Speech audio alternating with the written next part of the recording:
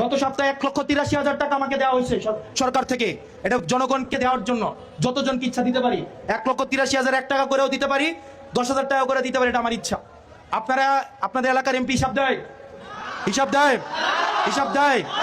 মনে রাখতে হবে, সরকার যে টাকা আমাকে দেয় এই টাকা আমার বাপের টাকা না। সরকার যে বাসায় আমাকে থাকতে দেয় এটা আমার বাপের বাসা না, এটা জনগণের টাকা, আপনার ট্যাক্সের টাকা। সুতরাং এই ট্যাক্সের পয়সার একটা পয়সার হিসাব চাওয়ার অধিকার আপনার আছে। সবাই এখানে আপনারা যারা আছেন প্রত্যেকেই প্রত্যেকটা 300টা আসনের প্রত্যেকটা এমপির কাছে এক পয়সা করে আপনারা হিসাব চাইবেন। কারণ এই টাকা কার? এই টাকা কার?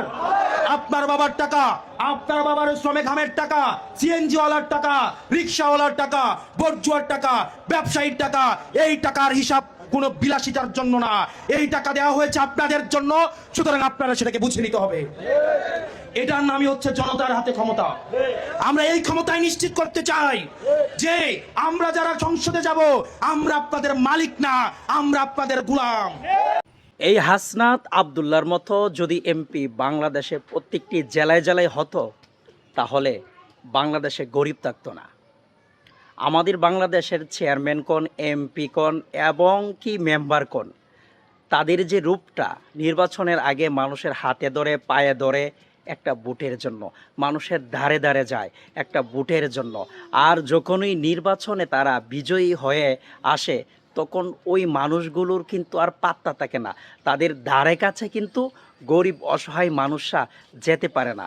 কিন্তু এই হাসনাত আব্দুল্লাহ দেখিয়ে দিয়েছে এমপি কাহাকে বলে, এবং মানুষ যে আমরা তাদেরকে ভোট দিয়ে নির্বাচন করে বা পরিশ্রম করে তাদেরকে বিজয়ী করি, আমাদেরকে কতটুকু মূল্যায়ন করে বা মূল্যায়ন করে না এই বিষয়ে আমরা হয়তো অনেকেই 2-4 দিন পরে ভুলে যাই।